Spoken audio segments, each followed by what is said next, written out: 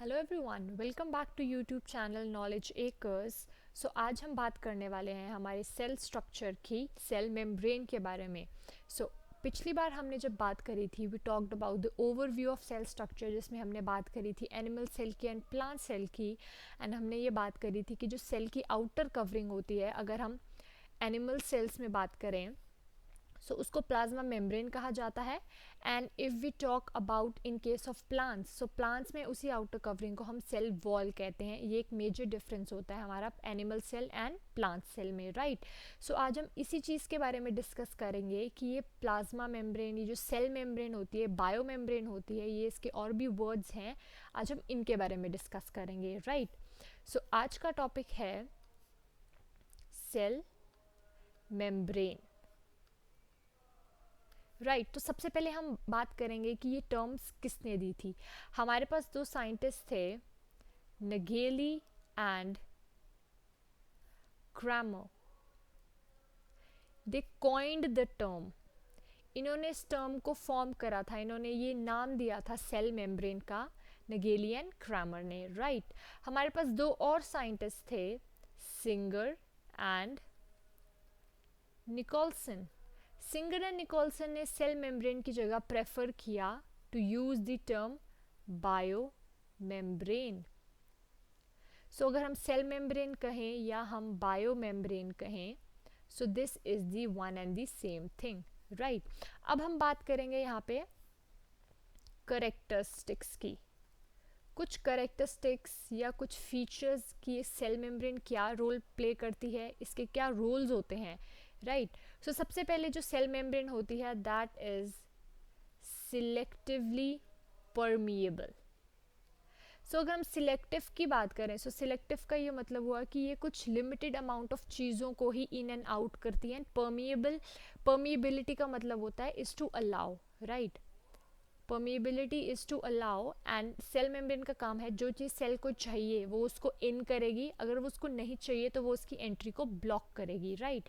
That is why it is selectively permeable, that allow the movement of some ions, कह लो हम molecules कह सकते हैं, राइट। ये इन्हीं चीज़ों की जो मूवमेंट करता है, राइट। सेकेंड थिंग ये है कि जो हमारी सेल मेम्ब्रेन होती है that is elastic and repairable. अगर कोई डैमेज हो जाता है इसमें तो ये खुद को रिपेयर कर सकती है, right. And the third thing is कि इसकी स्टेट क्या है, it is a quasi fluid. अगर हम कॉसी फ्लूइड की बात करें, ना ही ये कंप्लीटली सॉलिड होता है, ना ही ये कंप्लीटली जो होता है वो फ्लूइड होता है। एक semi solid kind of state होती है जिसे हम कॉसी फ्लूइड कहते हैं। नॉट कंप्लीटली सॉलिड और फ्लूइड, राइट। अगर हम अगली प्रॉपर्टी की बात करें यहाँ पे, तो इसका रोल क्या होता है। इसका रोल है टू सेपरेट प्रोटोप्लाज्म। अगर हम प्रोटोप्लाज्म की बात करें, protoplasm constitutes of the nucleus plus cytoplasm. इसका काम होता है प्रोटोप्लाज्म को फ्रॉम एक्सटीरियर से सेपरेट करना, एक सेपरेटिंग बाउंड्री की तरह काम करता है, राइट। एंड एक अगली प्रॉपर्टी है that it regulates entry and exit of molecules. यहाँ हमने ऊपर बात करी थी कि एक सिलेक्टिवली परमिएबल है, राइट। ये क्या करेगा, परमिएबिलिटी तो सिर्फ इन की नहीं हो सकती, एग्जिट की भी हो सकती है, राइट। यहाँ पे ये रेगुलेशन करता है, रेगुलेशन का काम भी हमारी सेल मेम्ब्रेन करती है एक सेल में, right. The next thing will talk about is the structure of cell membrane, right. ये हमारे पास है एक बेसिक सा स्ट्रक्चर सेल मेम्ब्रेन का, जिसमें हम यहाँ देख सकते हैं, अगर ये रेड हेड्स हैं और ये कुछ टेल्स हैं हमारे पास। ये हेड एंड टेल जो है this is the lipid layer, right. ये जो चीज़ है हमारे पास ये लिपिड लेयर है, राइट। ये दो लेयर्स हैं। अब हम इस लिपिड लेयर के एक स्ट्रक्चर की बात करें, अगर हम इस चीज़ को देखें, राइट। यहाँ पे जो हेड है ना ये पोलर है, एंड ये जो टेल होती है हमारे पास that is non polar. Non polar होती है या हाइड्रोफोबिक होती है, दैट इज वाटर रिपेलिंग, ये वाटर की तरफ अट्रैक्ट नहीं होती, सिर्फ पोलर हेड जो होता है वो वाटर की तरफ अट्रैक्ट होता है। And this is towards the exterior, यहाँ हम देख सकते हैं ये एक्स्ट्रा सेलुलर रीजन है, तो जो हेड्स हैं वो आउटर तरफ होते हैं एंड जो टेल्स होती हैं वो इनर साइड पे होती हैं हमारी, राइट। एंड अगर हम ये सेल मेम्ब्रेन की बात करें तो हमारे पास ये एक्सटर्नल इन्वायरमेंट आ गया और ये हमारे सेल का इंटरनल इन्वायरमेंट आ गया, राइट। सो यहाँ पे हम और चीज़ को देखें, यहाँ पे तो हमारे पास ये जो पर्पल चीज़ है ये है प्रोटीन्स। सेल मेम्ब्रेन में हमारे पास लिपिड्स होते हैं, प्रोटीन्स होते हैं, यहाँ पे हमारे पास कुछ कार्ब्स भी प्रेजेंट होंगे, राइट। ये हमारे पास कोलेस्ट्रॉल है अगर हम देखें, सो वी हैव, इसकी रिप्रेजेंटेशन करें, so this is the cholesterol, right. तो ये हमारी सेल मेम्ब्रेन के कुछ कॉन्स्टिट्यूएंट्स होते हैं जिनकी बात हम आगे डिटेल में करेंगे। फाइन। सो यहाँ पे सेल मेम्ब्रेन की जब हमने बात की तो सेल मेम्ब्रेन का एक बहुत ही इम्पॉर्टेंट मॉडल कह लो, वो एक मॉडल है fluid mosaic model. Fluid mosaic model cell membrane के लिए दिया गया था, that was given in 1972 by two scientist Singer and Nicolson. Singer and Nicolson ने हमारे पास फ्लूइड मोज़ाइक मॉडल दिया था जिसमें उन्होंने सेल मेम्ब्रेन के स्ट्रक्चर को एक्सप्लेन किया था, राइट। सो सबसे पहले हम बात करेंगे सेल मेम्ब्रेन के कॉन्स्टिट्यूएंट्स की और फिर हम डायग्रामेटिकली इसको देखेंगे, राइट।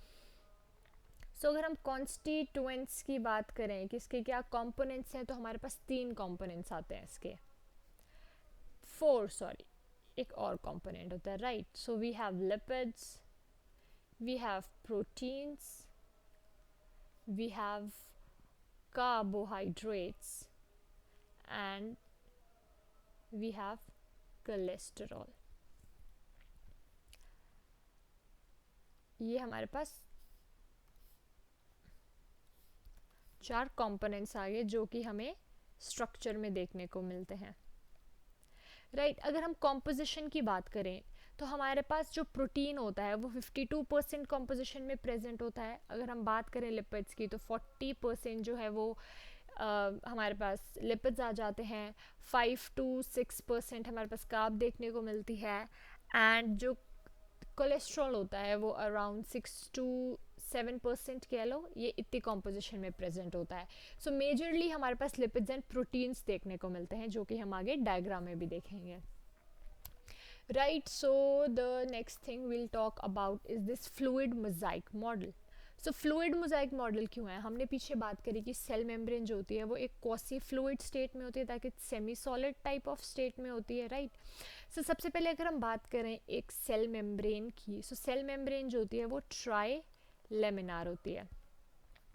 ट्राई लेमिनार का मतलब है इसमें 3 लेयर्स होती हैं, दैट इज 2 ऑफ लिपिड्स और एक लेयर हमारे पास होती है वो होती है प्रोटीन्स की, राइट।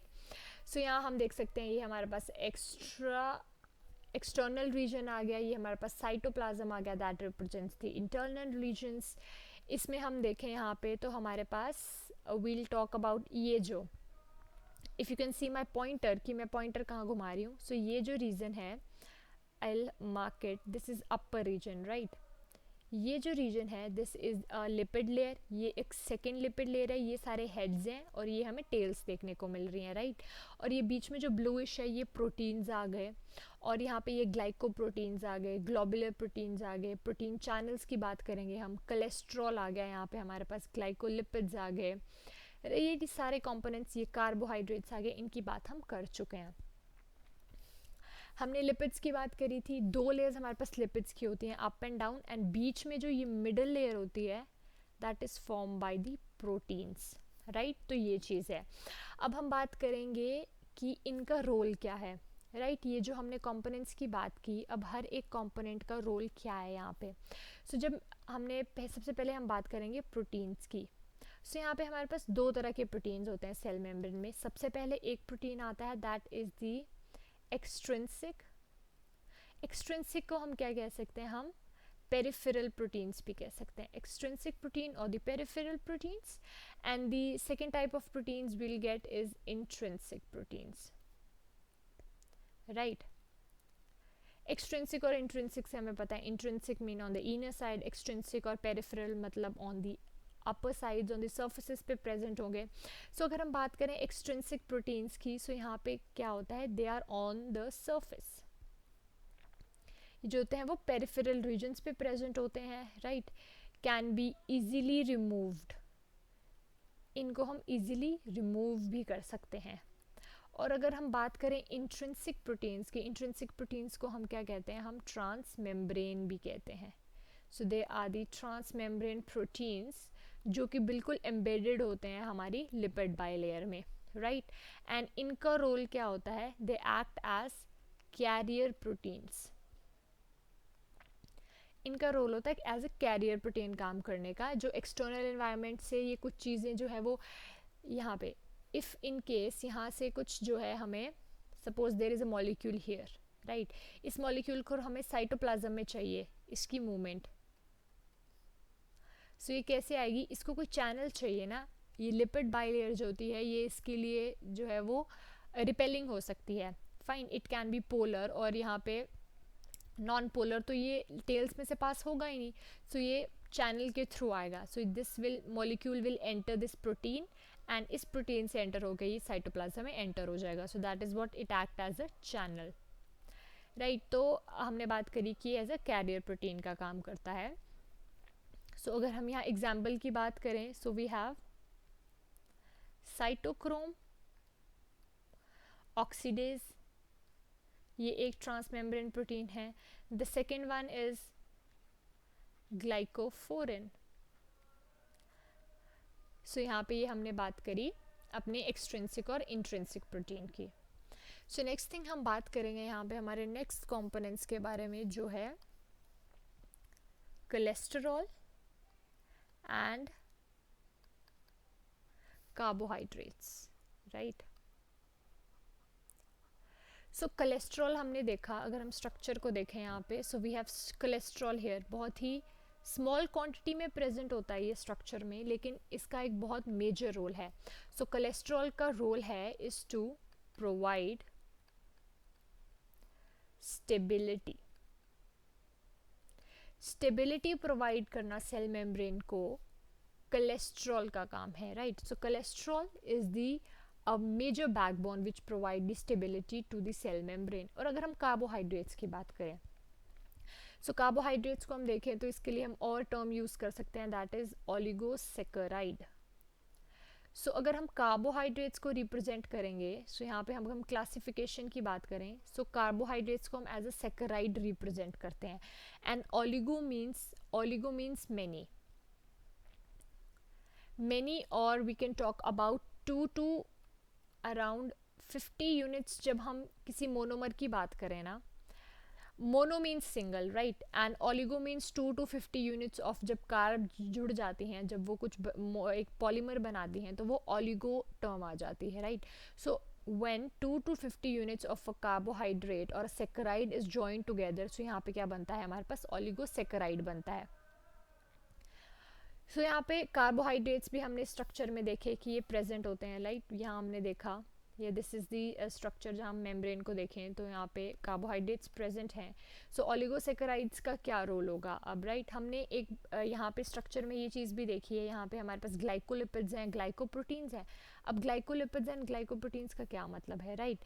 जब एक कार्ब यूनिट और जब ये प्रोटीन यूनिट जुड़ती है तो ये क्या बनाते हैं, ग्लाइकोप्रोटीन बनाते हैं, लाइक ये अटैचमेंट होती है। लेकिन जब कार्ब एंड लिपिड्स जुड़ते हैं तो it form the glycolipid. So ये एसोसिएशन होती है हमारे पास carbs and protein, carbs and lipids के बीच में, इनकी एसोसिएशन जो है हमारी मेम्ब्रेन पे प्रेजेंट होती है। अब इस कार्बोहाइड्रेट का क्या काम है, ये अटैचमेंट में हेल्प करता है, attachment of the cell membrane. So carbohydrates का काम है अटैचमेंट प्रोवाइड करना, एक रिकॉग्नाइजेशन सेंटर की तरह काम करवाना। सो अगर हम बात करें कार्बोहाइड्रेट्स, अगर हमने बात की ओलिगोसेकेराइड की, so right, oligosaccharides of glycocalyx. अगर हम ग्लाइकोकैलेक्स की बात करें, ग्लाइकोकैलेक्स का जो ओलिगोसेकेराइड होता है उसका काम होता है to act as a recognition centre. या हम अगर स्ट्रक्चर को देखें, राइट, ये जो टेल्स हैं, ये कुछ भी हमारे पास जो है वो एक्सटर्नल राइट पे जो स्ट्रक्चर्स हमें दिख रहे हैं, ये एंकरिंग में हेल्प करते हैं एक सेल मेम्ब्रेन को कहीं पे भी। सो ये कार्ब का मेजर रोल है अटैचमेंट प्रोवाइड करना, एंड जो ग्लाइकोकैलिक्स का ओलिगोसेकेराइड होता है वो एज ए रिकॉग्नाइजेशन सेंटर हमारे पास काम करता है। So this was all about the cell membrane structure, its constituents, and the fluid mosaic model, right, which was given by the Singer and Nicholson, right?